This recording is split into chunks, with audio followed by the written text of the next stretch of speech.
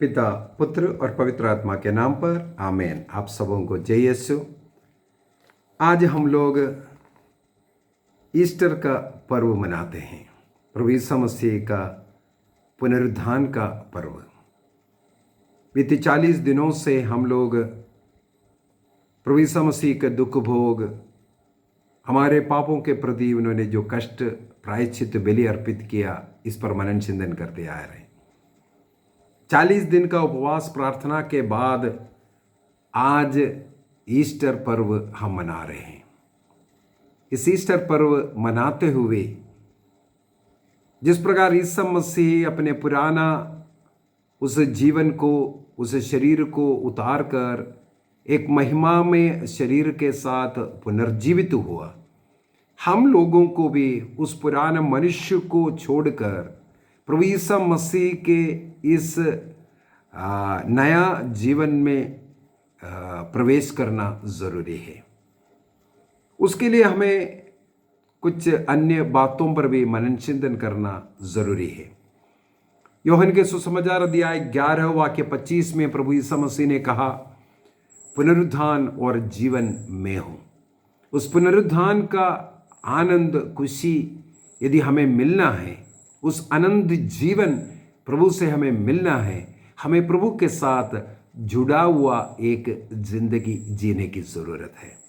प्रभु के साथ जुड़ कर के जीवन जीने के लिए हमारे पापमय जीवन को उतार कर प्रभु यीशु मसीह के उस क्रूस पर चढ़ाने का ज़रूरत है और मसीह के साथ बपतिस्मा रूपी उस मृत्यु में, उस दफन विधि में हमें प्रवेश करने की ज़रूरत है। यदि हम लोग पेतरुस का पहला पत्र अध्याय 3:18 से, अध्याय 4 वाक्य 6 से, एफेसियों का पत्र अध्याय 4:9 से आदि पढ़ेंगे, वहाँ पर ईसा मसीह का जो मृत्यु के बाद उन्हें जो दफन विधि किया, लिम्बूस में उतरा करके हम लोग विश्वास मंदिर में, प्रेरितों के धर्मसार बारे में हम लोग बोलते हैं, मरने के बाद वह लिम्बूस में उतरा, मृतकों के देश में गया। हमें भी अपने पापों सहित अपने बुरे कर्म, उस पुराना स्वभाव को मसीह के साथ दफनाने की जरूरत है, तब हम ईस्टर पर्व को सचमुच में मना पाएगा। मसीह ने हमारे पाप अपराधों को लिम्बूस में छोड़ा, उसको नष्ट किया, तब हम मसीह के साथ पुनर्जीवित हो सकता है। एक और वाक्य एफेसियों को संत पौलुस लिखते हुए, एफेसियों का पत्र अध्याय 2, एफेसियंस चैप्टर 2 वर्स 4 ऑन वर्स 4 से 6 तक पढ़ते हैं। परंतु ईश्वर की दया अपार है, हम अपने पापों के कारण मर गए थे, किंतु उसने हमें इतना प्यार किया कि उसने हमें मसीह के साथ जीवन प्रदान किया। उसकी कृपा ने आप लोगों का उद्धार किया। उसने मसीह के द्वारा हम लोगों को पुनर्जीवित किया और स्वर्ग में बैठाया। अर्थात पुनर्जीवित मसीह के साथ वो खुशी मनाना है तो हमें अपने पुराना वो स्वभाव मसीह के साथ दफनाना जरूरी है। हमें अपना उस पुराना मनुष्य को उतार करके फेंकना जरूरी है। हमारा उस पुराना मनुष्य हमारे जीवन को जो बिगाड़ रहा है, उसको उतार करके फेंक कर मसीह ने जिस रूप में हमारे सृष्टि की, उस पवित्रता का वस्त्र ओढ़कर इस पुनरुत्थान की महिमा में हमें भी प्रवेश करना है। ईसा मसीह ने अपने जीवन काल में अनेकों बार ये भविष्यवाणी की कि प्रभु ईसा मसीह को यरूशलेम जाना है, वहां पर उन्हें दुख कष्ट झेलना है और इसके बाद उन्हें मरना है और वह तीसरे दिन जी उठेगा। विशेष रूप से ईसा मसीह ने अपने मृत्यु का, दुख भोग का 3 बार भविष्यवाणी की। और मत्ती का सुसमाचार अध्याय 16 का वाक्य 21 को अगर हम पढ़ेंगे, वहां पर पहला वो जो भविष्यवाणी हम पढ़ सकते हैं। वहां पर मसीह ने भविष्यवाणी की थी कि मेरा तीसरे दिन जी उठना होगा। और मत्ती के सुसमाचार का अध्याय 12 वाक्य 38 से आगे फरीसी शास्त्री लोग ईसा मसीह के पास आकर, मसीह में यदि हम विश्वास करना है तो हमें ऐसा कुछ चिन्ह दिखाओ करके कहा। मसीह ने कहा, ये दुष्ट बूढ़ी मुझसे चिन्ह मांगते हैं। प्रभु ईसा मसीह ने केवल एक चिन्ह दिया करके मत्ती ने लिखा है, मार्कुस के सुसमाचार में नहीं दिया। लेकिन मत्ती के सुसमाचार के अनुसार मसीह ने एक चिन्ह के विषय में बताया। वो चिन्ह है नबी योना का चिन्ह। नबी योना प्रभु के ईश्वर की इच्छा के विरुद्ध जब गया, जिस जहाज पर वो सवार थे वो बाहरी संकट में आ गए। पाप हमें, हमारा परिवार को संकट में डालेगा। उस संकट की अवस्था में उसको उठा करके समुद्र में फेंकता है। और ईश्वर ने एक मच्छ को आदेश दिया नबी योना को निगलने के लिए। और नबी योना वहां पर 3 दिन मच्छ के पेट में रहे। वहां रह करके अपने पापों के लिए वो पश्चाताप किया, प्रायश्चित करता है। इसके बाद वह प्रभु को, ईश्वर को पुकारने लगे। 3 दिन के बाद ईश्वर ने मच्छी को आदेश दिया, वो तट पर उसे निकला।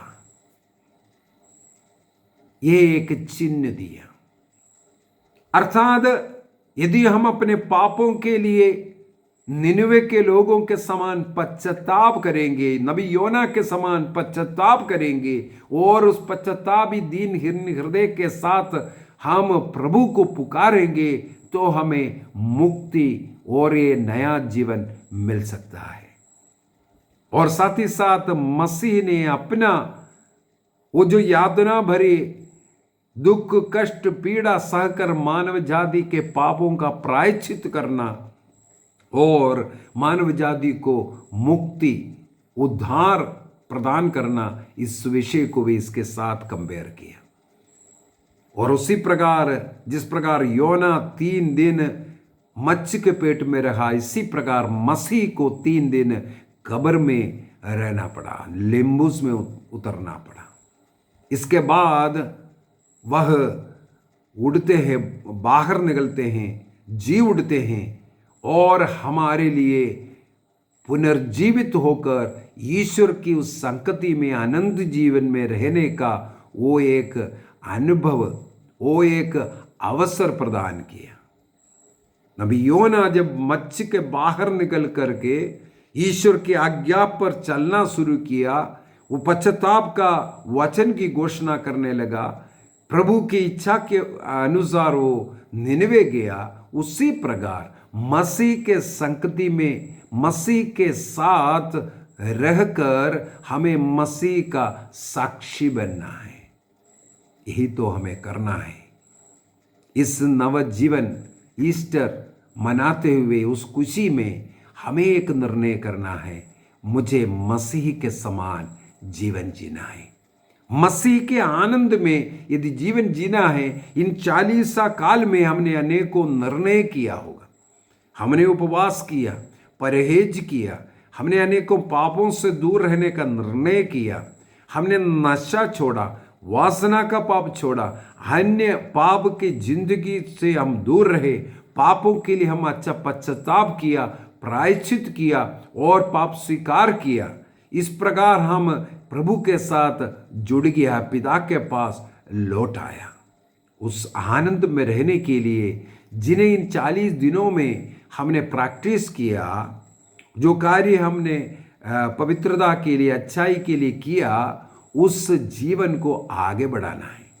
जो छोड़ा था नशा, वो ईस्टर के दिन पी करके खत्म करना नहीं। ईस्टर के दिन हमें पीना नहीं, आगे नहीं पीने का निर्णय। यदि ये 40 दिन नहीं पिया, 40 दिन ऐसे ऐसे पापों से दूर रहा। 40 दिन के अंदर हमने पाप स्वीकार किया। 40 दिन हम लोग चर्च किया, मिस्सा बलिदान में भाग लिया, ईसा मसीह के दुख भोग को मनन चिंतन करते हुए हमारे पापों को हमने स्वीकार किया, तो हम आगे के जीवन मसीह के साथ इस आनंद, इस खुशी में रहेंगे। यही ईस्टर का संदेश है। ईस्टर जो छोड़ा है उसको शुरू करने के लिए नहीं, ईस्टर इसलिए हमें दिया है, हमने इन 40 दिनों में जो निर्णय किया उसके अनुसार हमें जीवन जीना है। जो पाप की जिंदगी को हमने छोड़ा है उसमें दोबारा लौटने के लिए नहीं, बल्कि जो आनंद छोड़ने से हमें मिला है उसको और प्रज्वलित कर कर रखना है। मसीह जी उठे हैं, मनुष्यों की जिंदगी में आनंद लाए। ऐसे कोई व्यक्ति नहीं जो मर करके दोबारा जिया है। मुझे मालूम है ऐसे कई बाबा लोग नहीं मरेगा करके बोला, वो मर गया है।